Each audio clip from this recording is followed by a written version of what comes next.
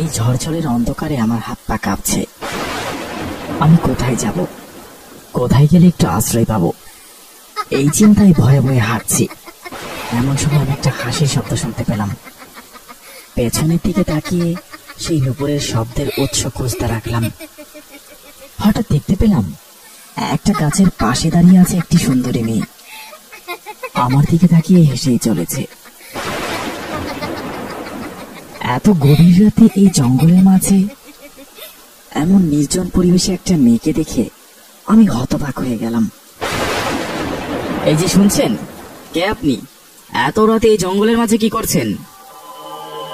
না, কোনো উত্তর আসলো না। মেয়েটি কি আমার কথা শুনতে পারলো না? আমি কি একবার কাছে গিয়ে কথা বলবো, যদি আমাকে এখান থেকে বের হওয়ার কোনো রাস্তা বলতে পারে? আমি মেয়েটির কাছে যেতেই মেয়েটি হাঁটা শুরু করলো। আমি মন্ত্রমুগ্ধের মতো তার পিছু পিছু যেতে শুরু করলাম।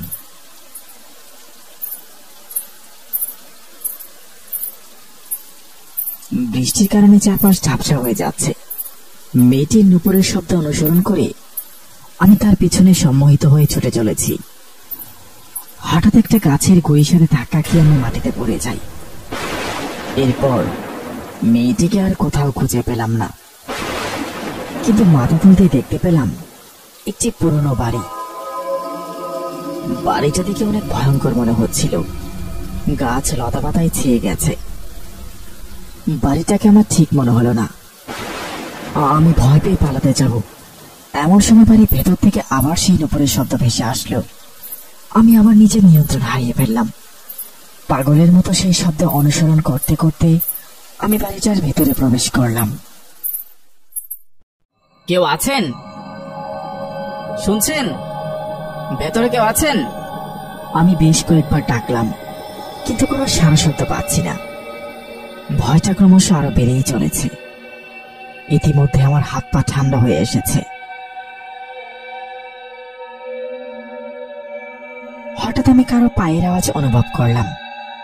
পাশের দরজায় তাকিয়ে দেখি একজন বৃদ্ধ লোক লাঠি হাতে দাঁড়িয়ে আছে। বয়স আনুমানিক 80 থেকে 90। আমাকে জিজ্ঞেস করলো, কে বাবা তুমি? পথ ভুলে এখানে এসেছ? বলছিলাম একটু জল হবে? হ্যাঁ নিশ্চয়। মা চাঁদনি, একটুখানি জল নিয়ে আয় তো। আসছি বাবা। ভেতর থেকে একটি মেয়েলি কণ্ঠ ভেসে আসলো। লোকটি আমাকে বসতে বলল। আমি বসার সঙ্গে সঙ্গে আবার সেই নুপুরের আওয়াজ।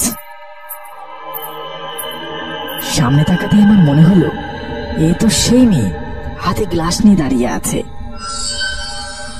এই নিন জল। আমি জলপান করার পর মেয়েটি ভেতরে চলে গেল। বাইরে তো কোনো বৃষ্টি থামার কোনো নাম নেই। আমি বসে গল্প শুরু করলাম। পাশের একটা রাস্তায় আমি চলাচল করি, কিন্তু এই বাড়ি কখনো চোখে পড়েনি। আমি জানি না আমি এখানে কিভাবে আসলাম। আপনি কি এই বাড়িতেই থাকেন? আমি রমেশ। বাড়িটা মোহন রায়ের। সে এককালে এই অঞ্চলের প্রভাবশালী জমিদার ছিলেন। আমি তার লেঠেল বাহিনীর সদস্য ছিলাম। ওখানে একটু আগে একটা মেয়েকে দেখতে পেলাম, মেয়েটা কি আপনার? আমি আবার লোকটির দিকে তাকিয়ে দেখি লোকটি সেখানে নেই। আমি অবাক হলাম। আমি অনুভব করতে থাকলাম আমার আর এখানে থাকা ঠিক হবে না। আমি দাঁড়িয়ে দরজা থেকে এগোতেই চমকে উঠলাম। ভেতর থেকে আবার সেই নুপুরের আওয়াজ। এবার যুক্ত হয়েছে অট্ট হাসি। বাইরে অনেক ঝড় হচ্ছে, তুমি তো আর যেতে পারবে না। আজ রাতটা না হয় এখানেই থেকে যাও। আমি চাঁদনিকে বলে দিচ্ছি, ও রাতের খাবার দিয়ে আসবে। খেয়ে ওইখানেই শুয়ে পড়ো। আমার ইচ্ছা ছিল না, কিন্তু আমি না করতে পারলাম না। আমি আচমকা ভয় পেয়ে বললাম, ঠিক আছে, আজকে আমি এখানেই থাকবো। রাত তখন কয়টা বাজে আমার জানা নেই। আমার কিছুতেই ঘুম পাচ্ছে না। হঠাৎ চেয়ে দেখি মেয়েটি আমার সামনে দাঁড়িয়ে আছে। আমি ভুল দেখছি ভেবে চোখ দুটো বন্ধ করলাম। চোখ দুটো খুলে দেখি মেয়েটি সত্যি সত্যি সেখানে নেই। আমি ভাবলাম আমার মনের ভুল হবে হয়তো। মেয়েটি দেখতে ভীষণ সুন্দরী। আমি মুচকি এসে শুয়ে পড়লাম। কতক্ষণ শুয়ে থাকার পর আমি ঘুমিয়ে পড়েছিলাম আমার মনে নেই। হঠাৎ আমার কানে এলো ভয়ঙ্কর একটা আওয়াজ। ঘুমের মধ্যে আমি অনুভব করছি আমার নিঃশ্বাস যেন বন্ধ হয়ে আসছে। আমি চোখ খুলে দেখি মেয়েটি আমার গলা টিপে ধরে আছে। ভয়ঙ্কর রুক্ষ তার চেহারা, এলোমেলো চুলগুলো বাতাসে ভাসছে। আমি কিছুই বুঝতে পারছি না। মেয়েটি আমাকে শ্বাসরুদ্ধ করে মেরে ফেলার চেষ্টা করছে। আমি বাঁচার জন্য প্রাণপণ চেষ্টা করছি। তোদের জমিদার আমার মেয়েকে বাঁচতে দেয়নি। তোরা তোরা কেউ কোনোদিন প্রতিবাদ করিসনি। তোদের কাউকে বাঁচতে দেব না। মা মা মেরে ফেল, মেরে ফেল এই অত্যাচারীকে, মেরে ফেল। দূরে আজানের ধ্বনিতে আমার ঘুম ভেঙে গেল। বুঝতে পারলাম এতক্ষণ আমি স্বপ্ন দেখছিলাম। জানালা দিয়ে বাইরে তাকাতেই দেখি মুষলধারে বৃষ্টি হচ্ছে। সকালবেলায় অফিসে চলে গেলাম, কিন্তু কাল রাতের স্বপ্নের কথা আমি কিছুতেই বলতে পারছি না। আমি এখানে নতুন চাকরিতে যোগ দিয়েছি, পদঘাট তেমন কিছুই চিনি না। গত কয়েকদিন হলো আমি বেশ ভয়ঙ্কর স্বপ্ন দেখছি। রাতে আমার কিছুতেই ভালো ঘুম হচ্ছে না। বলিস কি রে, কেমন স্বপ্ন শুনি? আমি স্বপ্নে একটা বাড়ি দেখি, আমাকে সবসময় মেরে ফেলার চেষ্টা করা হয়। সত্যি ভয়ঙ্কর স্বপ্ন। আচ্ছা বলতো, যে জমিদার বাড়িটা দেখিস সেটা নাম কি, আর জায়গাটা কোথায়? তুই তো জানিস সবেমাত্র এখানে নতুন পোস্টিং পেয়েছি।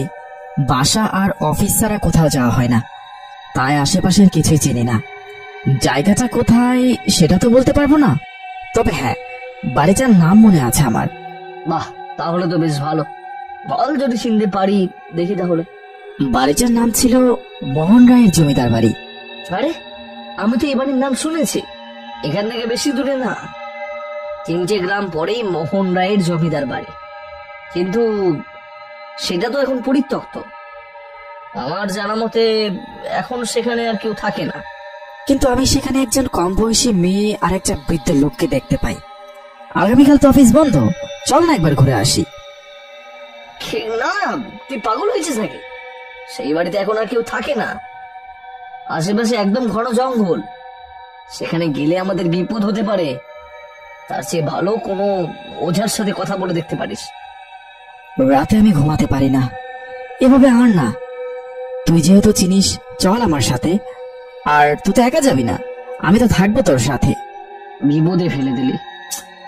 আচ্ছা ঠিক আছে, চল তাহলে, যা হবে দেখা যাবে এখন। আমরা পরদিন রওনা দিলাম। গ্রামে পৌঁছানো মাত্রই চারপাশ অন্ধকার হয়ে গেল। মনে হচ্ছে আমরা এখানে আসাতে কেউ একজন খুশি হয়নি। বাতাসে শুকনো পাতাগুলো উঠতে লাগলো। আমরা কোনো মতো গ্রামের এক চায়ের দোকানে গিয়ে দাঁড়ালাম। সেখানে চা খেতে খেতে দোকানিকে বললাম, বলছিলাম জমিদার বাড়ি যাওয়ার রাস্তাটা কোন দিকে? কেন বাবুরা, ওইখানে আপনাকে কি দরকার? আমাদের কোনো কাজ নেই, আমরা শুধু ওই বাড়িটার সম্পর্কে জানতে চাই। বাবু, ওই জঙ্গলে যায়েন না, তোমরা বাড়ি ফিরে চলে যাও। আমরা বুঝলাম দোকানি ভয় পেয়েছে। কথা না বাড়িয়ে আমরা জঙ্গলের দিকে এগোলাম। জনমানবের কোনো অস্তিত্ব খুঁজে পেলাম না চারদিকে। হুতুম পেঁচার ডাক শুনতে পেলাম। চারদিকে অন্ধকার থাকার জন্য জঙ্গলের মধ্যে রাস্তা বেরোতে আমাদের কষ্ট হচ্ছিল। মনের মধ্যে রহস্য খুঁজে বের করার একটা উদ্দীপনা কাজ করছিল। বেশ কিছুক্ষণ হাঁটার পর আমরা গিয়ে পৌঁছালাম সেই জমিদার বাড়িটার সামনে। কি ভয়ঙ্কর দেখতে বাড়িটা! চারদিকে গাছপালা ছেয়ে নিয়েছে, কেমন একটা গা ছমছমে ব্যাপার। ভেতরটা বেশ অন্ধকার, মনে হচ্ছে বহুকাল এখানে কারো পায়ের ছাপ পড়েনি। ভাই, বাড়িটার যে অবস্থা, চল ভাই আমরা চলে যাই। না হলে আজ বেঁচে ফিরবো না, বুঝলি? আরে ধুর বোকা, এত তোর কষ্ট করে আসলাম আর বাড়ির ভিতর না গিয়ে ফিরে যাব? আমি অনেকটা জোর করে নিয়েই বাড়ির ভেতরে প্রবেশ করলাম। এত পুরনো বাড়ি, কিন্তু ভেতরটা এখনো বেশ ভালোই পরিষ্কার। নিভু নিভু আলো জ্বলছে, কেমন একটা আবছা গা ছমছমে অবস্থা। এই দুর্যোগের রাতে তোমরা দুজন কিভাবে আসলে? চাচা, আপনার একটু সাহায্য লাগবে। বলো বাবা, আমি কিভাবে তোমাদের সাহায্য করতে পারি? চাচা, আপনি এই রায়মোহন জমিদারের কাহিনী জানেন? চাচা, আপনি চাঁদনি বা রমেশ নামের কাউকে চেনেন? আমার বাবা জমিদার বাড়ির কেয়ারটেকার ছিল। আমি তার কাছ থেকে শুনেছি রমেশের গল্প। চাচা, খুব ভয়ঙ্কর কিছু কি? আমাদের একটু গল্পটা যদি বলেন আর কি। তাহলে শোনো। রমেশ ছিলেন জমিদারের লেঠেল বাহিনীর প্রধান সেনাপতি। তার ছিল একটা মাত্র মেয়ে, নাম ছিল চাঁদনি। দেখতে অনেক সুন্দর। রমেশ তার মেয়েকে অনেক যত্নে বড় করে তুলতেছিল। মেয়েটা সারা দিন পুতুল নিয়ে খেলতো, তার সাথে গল্প করত। হঠাৎ 2 দিন বাবার খোঁজ না পেয়ে মেয়েটি কাঁদতে কাঁদতে জমিদার বাড়িতে আসে। জমিদারের লোকদের জিজ্ঞাসা করতেছিল তার বাবার কথা। জমিদারের সাথে দেখা করে কথা বলতে বলে। প্রণাম জমিদার মশাই, বাবাকে দেখছি না, বেশ কয়েকদিন হয়ে গেল বাবা বাড়িতে আসছে না। কি হয়েছে বাবার? কোথায় বাবা? তোমার বাবাকে একটা গুরুত্বপূর্ণ কাজের জন্য পাশের রাজ্যে পাঠানো হয়েছে, কয়েকদিনের মধ্যেই ফিরে আসবে।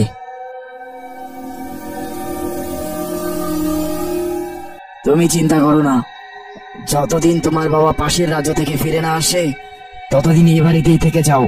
এখানে তোমার কোনো কিছুর সমস্যা হবে না। জমিদার এত সুন্দরী মেয়ে দেখে লোভ সামলাতে পারে না।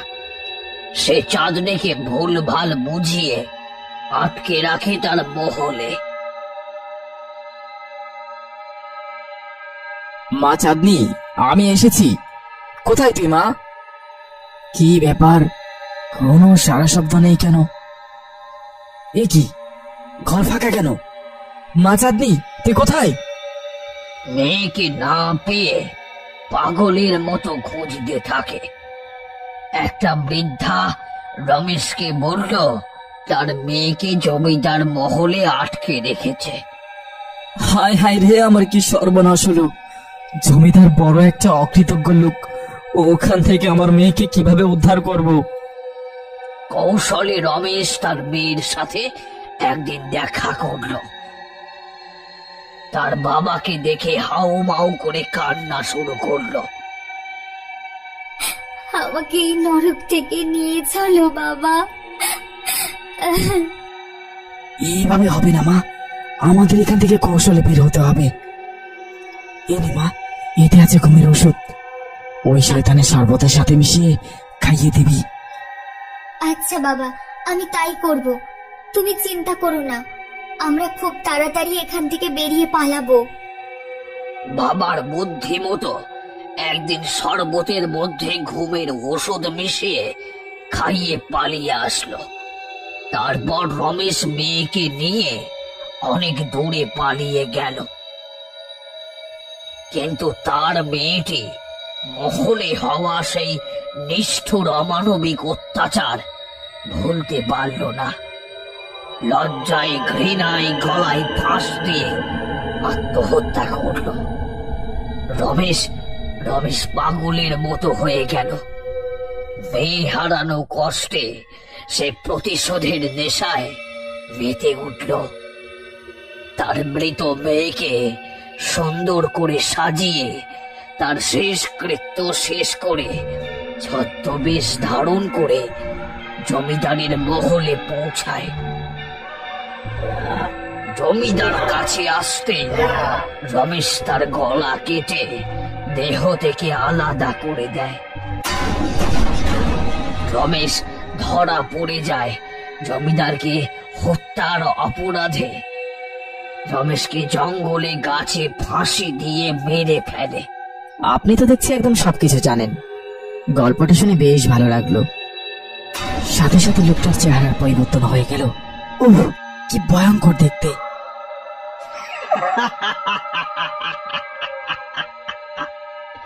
গল্প গল্প গল্পই বটে। তোদের মতো অমানুষদের কাছে গরিবদের কষ্টের জীবন একটা গল্পের মতো। হ্যাঁ, তোরা কি মানুষদের মূল্যায়ন করতে জানিস? হ্যাঁ। এমন সময় হাজির হলো চাঁদনি। কিন্তু এখন সে আর সুন্দরী রমণী নয়। তাকে দেখে আমার হার্টবিট বন্ধ হয়ে যাওয়ার অবস্থা। ওর চোখ দিয়ে আগুন ঝরছে, সারা শরীরে পৈশাচিক অত্যাচারের চিহ্ন। তোর পাপী বংশধররা আমাকে বাঁচতে দেয়নি। কি দোষ ছিল আমাদের? তোদের মতো অর্থলোভী রক্ত পিপাসীদের কাছে আমাদের মতো গরিবদের জীবনের সম্মানের কোনো মূল্য নেই। একে একে সবাইকে ওই কাছে ফাঁসি দিয়ে মেরেছি। আজ তোকে হাতে পেয়েছি। ৭৭ বছর আগে আমরা একটা ছোট্ট বাচ্চাকে মারিনি। সে আর কেউ নয়, তোর বাবা। সেই অমানুষদের রক্ত তোর শরীরে আছে। তোকে তো ছাড়া যাবে না।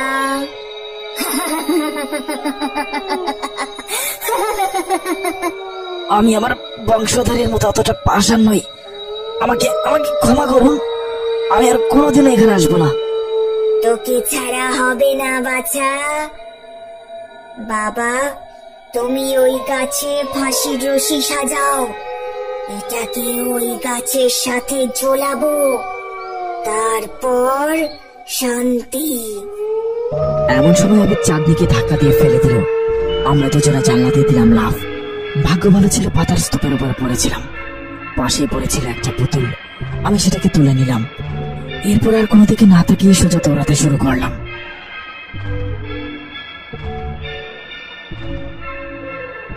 এক দৌড়ে বেরিয়ে আসলাম জঙ্গল থেকে। এবারের মতো বড় বাঁচা বেঁচে গেছি।